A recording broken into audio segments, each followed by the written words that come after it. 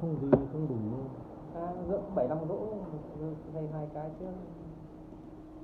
Bây giờ tôi bây giờ tôi không được.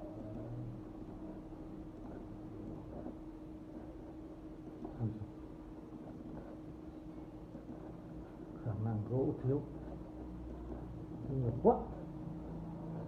Cái rừng của anh thì xấu vãi cả đấy. Mẹ nó vào đây Tập trung con giò thì bỏ chọc luôn là còn giống nhau.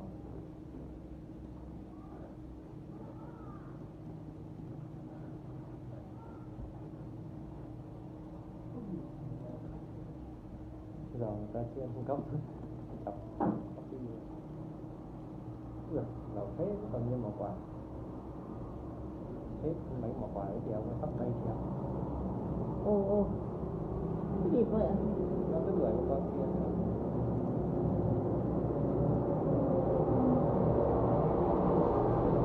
quân đi cẩn thận quân lò tập hết đi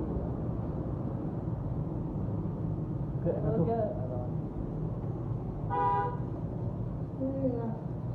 Ăn được cái mỏ quả ấy mất hẳn lực làm béo có thật đúng là xây ruộng trước rồi nó lên thật đã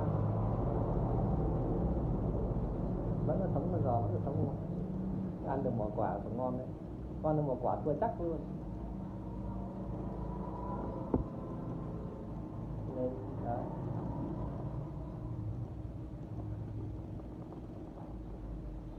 Vẫn còn quả đầu vậy hai quả nữa thì chọc giò bị người ta giò nó bị giò người ta chọc xuống Chạy rồi cái giò người ta đang chọc rồi đấy bây giờ không đập đi thì cần chạy đi đâu là lấy bánh xe mà chạy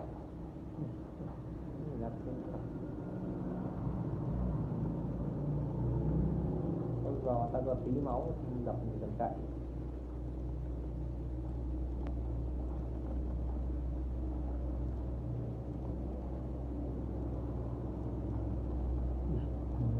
ôi giời Chạy vào mắt mấy xe chạy vào mắt thua.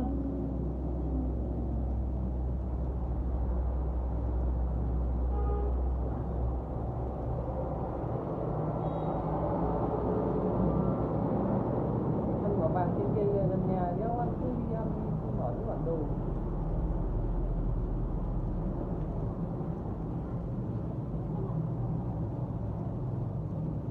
chém người ta đi đang thi công đang thi thắng mà không có cái xe Không để làm gì, để sản xuất quân. không đi đánh à? Không Đánh thì vừa đánh vào vàng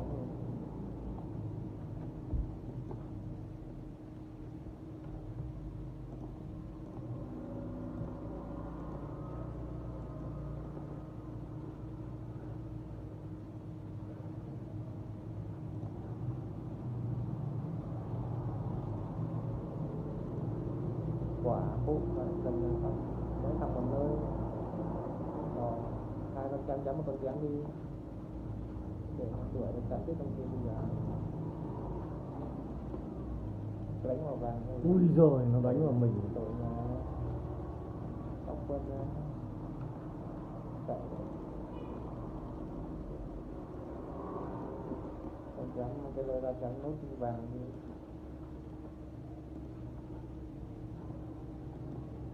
chắn ra người ta cũng phải được người ta muốn mình rồi nhà kéo còn bầy hiêu kéo ăn cũng có lực không lừa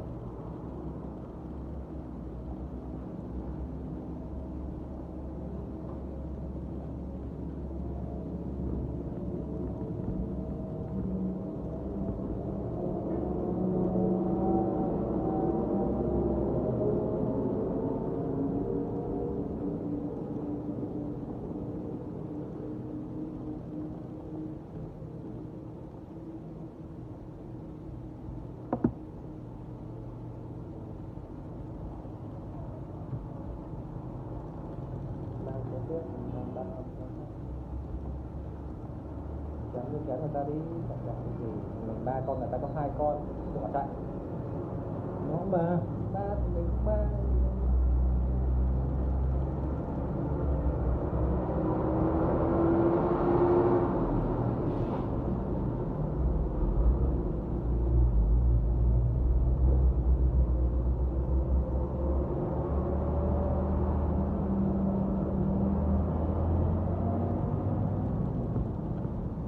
chấm vàng đi 2 con về chấm vàng đúng rồi về nốt đi ui giời còn vậy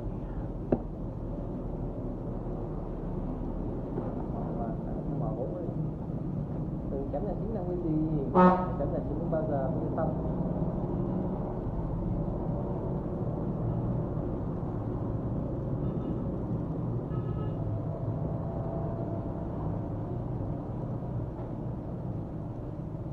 đâu rồi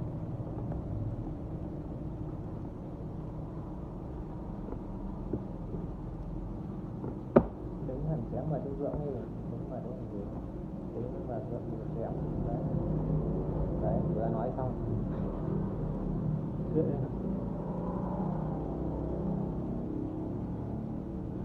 ăn nhiều được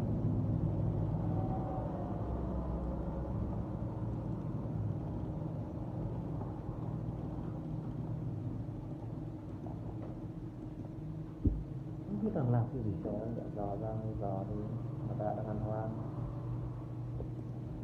nó khấu rồi xong thì gần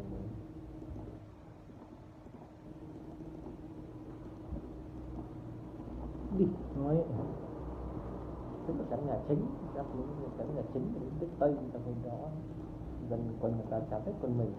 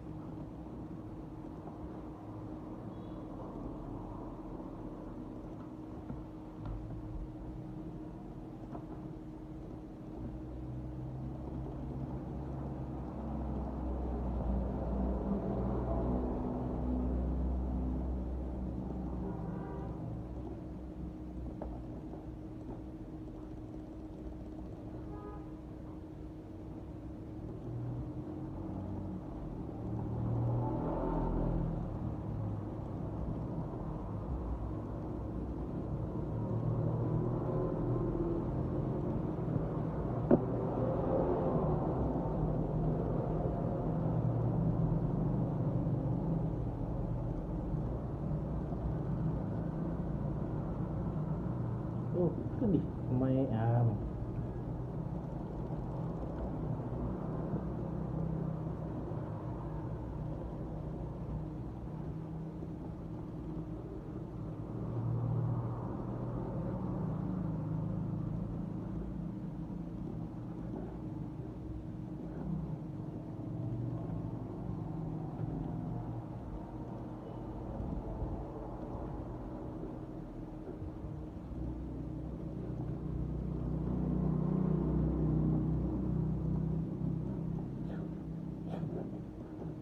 trong một lúc thành đồng chính còn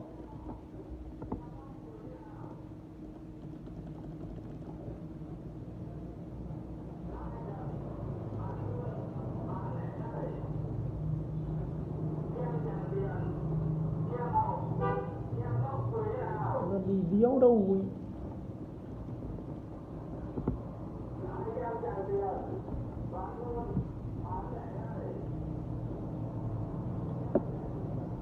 học gần là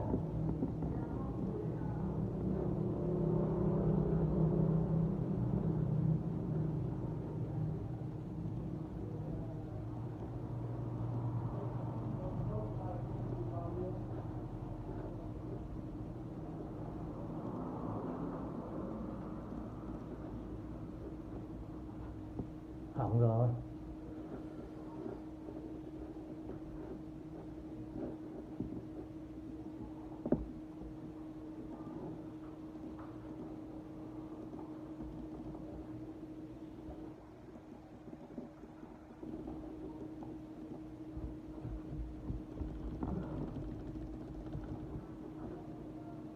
Mình cứ chạy lung tung thế nhỉ.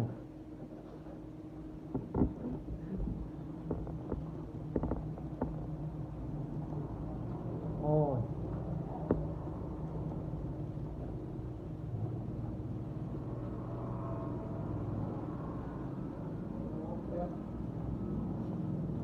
mẹ như cho hồi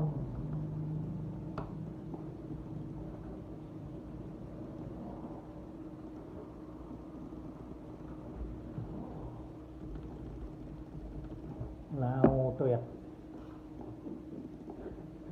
tự gọi bọn về ngay được không? nào tuyệt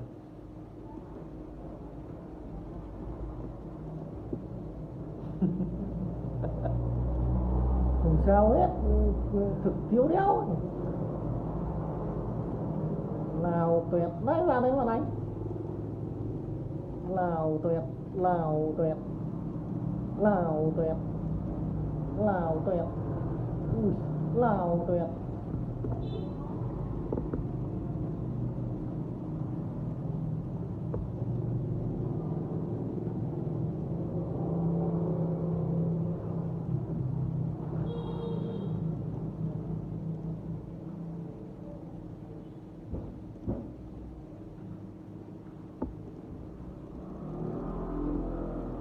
Địt mẹ nó lôi ra này May có mấy thằng đứng đấy nó chém thế nó cái gì này, tưởng là dân hóa ra là quân luôn.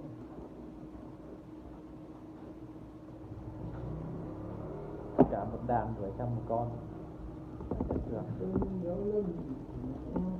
Anh đứa con giáp chưa đừng đi giam nào nên là nhanh chết. Đây đúng rồi, đây giáp 4 rồi mà. Công 2 nhưng mà giáp 4 nên mà nó bền. Quân này đông ngang nhau không?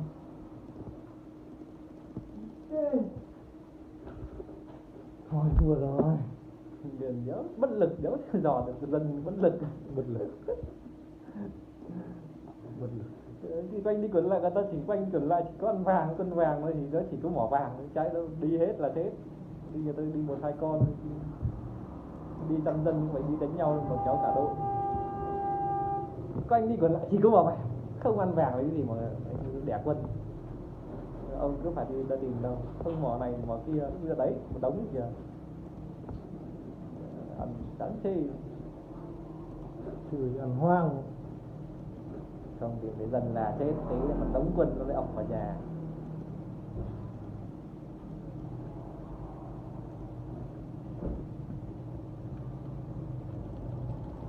Sóc quân. Chào cán bộ.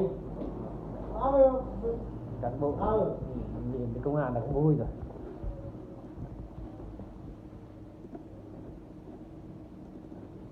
Cái gì?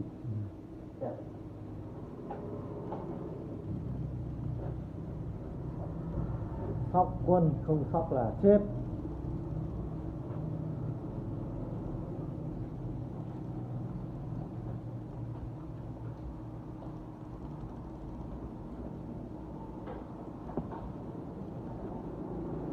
Ôi cháy hết ruộng rồi, cũng xong.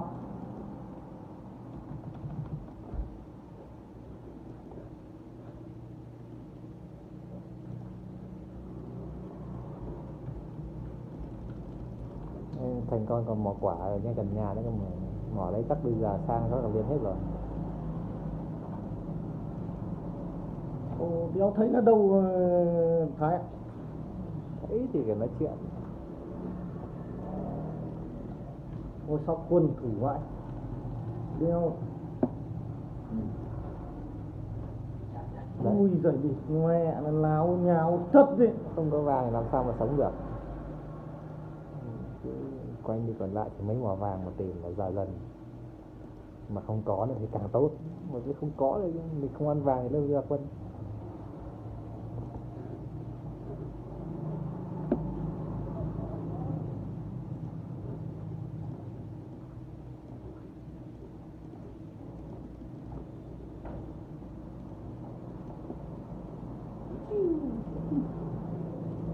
Chắc là chỗ này. Lên xem 4 thôi. Ôi giời, nó lên đầu máu thôi không ạ. bảo rằng không đi đánh vào úi xồi ôi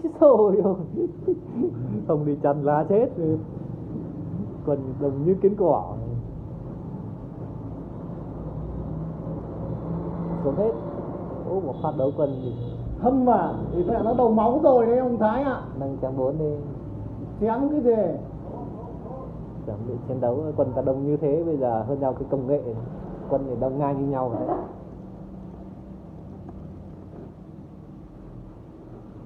Bo với cẩn thận mấy thằng đánh nhau đi kia chết hết rồi à? không chạy về mà. Thấy đông quá chạy phải bỏ chạy Thì phải sang chứ. sang đéo anh được mà ở nhà thì đéo biết phát triển. Ê là mình nhục. Dạ, thế đời nó hơi đen. Đéo biết là làm nào. Nhà voi hiêu đầy đéo ăn thịt Và nguyên đàn yêu với con voi chỉ biết ăn quả.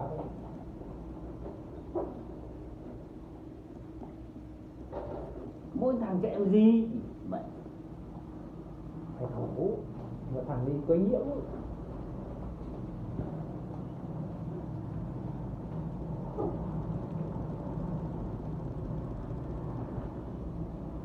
Đuổi đi chả.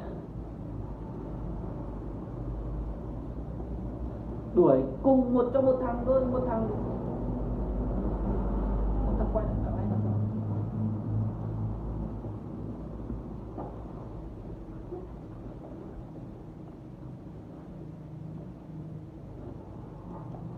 Ập vào rồi. Chúng ta vừa ập vào nhỉ. Không còn. Mẹ bây giờ chia tao ập thì sợ cái đéo thì lao nhao chém mẹ đầu máu rồi mẹ cứ lắm chuyện. Người ta cũng đi đấy. Kệ họ đi. Tụ lại chém hết, nổ hết nhà lờ đi.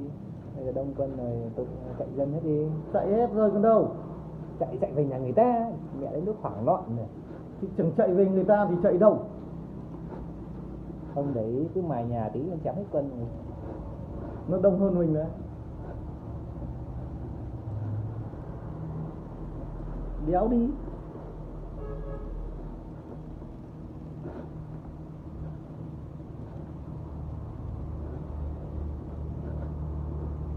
Đấy gọi là đổi nhà. Đổi nhà.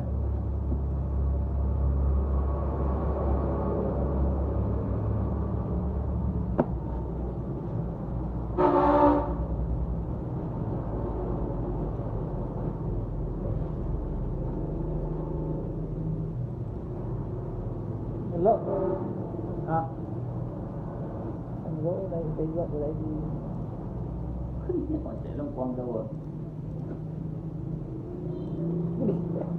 xây đéo thể ngửi được. Hiểu.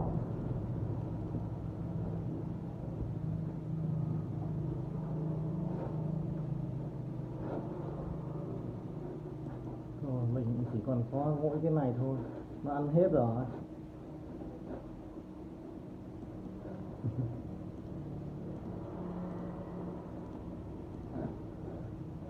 Đéo biết thế nào. Đấy. Tập nhỏ ruộng và tập ruộng ra, tập gỗ ra. Tập gỗ có đéo đâu mà kéo một đống ra. Đéo này thì làm sao làm gì được nhỉ?